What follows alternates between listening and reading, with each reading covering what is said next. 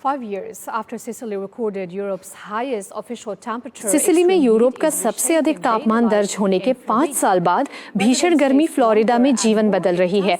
लोग अब लंबी और तीव्र गर्मी की लहरों से जूझ रहे हैं। आइए विस्तार से जानते हैं। 11 अगस्त 2021 को सिसिली के फ्लोरिडा शहर के पास एक मौसम केंद्र ने 48.8 डिग्री सेल्सियस तापमान दर्ज किया, जो महाद्वीपीय यूरोप में आधिकारिक तौर पर मापा गया अब तक का सबसे अधिक तापमान है। 5 साल बाद निवासियों का कहना है कि वो रिकॉर्ड गर्मी बढ़ती हुई लंबी गर्मियों की एक चेतावनी थी। 2021 की लू ने निवासियों पर एक गहरा प्रभाव छोड़ा। सड़कें सुनसान हो गईं, क्योंकि बाहर भी तापमान सहन करना मुश्किल हो गया था। इतनी गर्मी थी कि सबसे पहले तो पूरा शहर सुनसान हो गया था। चलते समय मुझे सांस लेने में दिक्कत होने लगी और मैंने कहा मैं सरहद पर मर भी सकता हूँ और मुझे उठाने वाला कोई नहीं होगा। लेकिन जलवायु विशेषज्ञों का कहना है कि अब बड़ी चिंता तापमान के अलग थलग रिकॉर्ड नहीं है। गर्मी अब हफ्तों या महीनों तक बनी रहती है और रात में भी बहुत कम राहत मिलती है।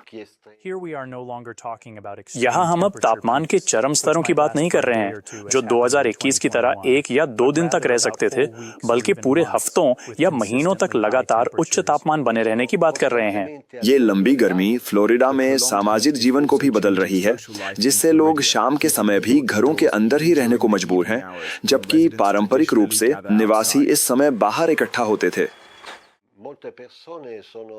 कई लोग वास्तव में अपने घरों से बाहर निकलने से कतराते हैं, कभी कभी शाम के समय भी, क्योंकि गर्मी से कोई राहत नहीं मिलती है और ये सामाजिक जीवन को भी कुछ हद तक बाधित कर रहा है।